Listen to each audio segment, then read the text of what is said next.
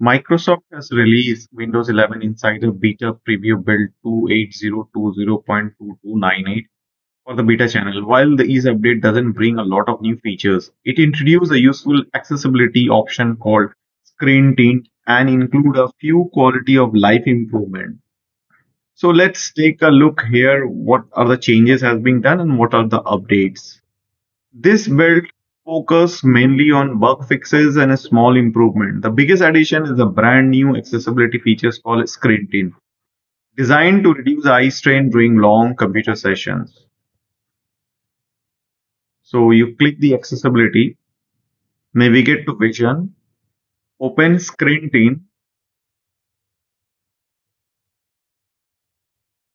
This feature applies a color overlay across the entire display, helping reduce screen intensity and making it easier on your eyes throughout the day. To try it, open settings, go to accessibility and then select screen tint under the vision sections. You can choose from a 6 preset colors or create your own custom colors. There is also a strength slider that left your control how strong the tint appear on your screen. Although if you are wondering how screen tint differ from night light, here is the difference. Night light reduce blue light and warm the display to help with sleep, while screen tint lower overall screen intensity to reduce eye strain. The good news is that both features can be used together. Let's take a look in the task scheduler how the improvement has been done here. Any column with adjustment you make it in the task list view will now be remembered even after you close and reopen the applications. So this is how this improvement has been done in this build.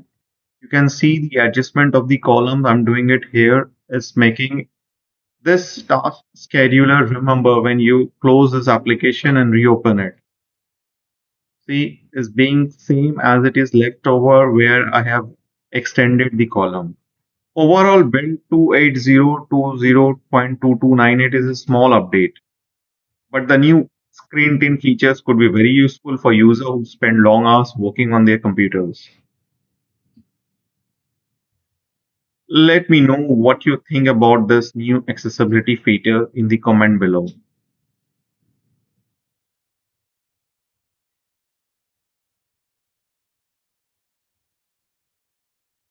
If you found this video helpful, don't forget to like, share and subscribe for more Windows 11 update and tutorial. Thank you.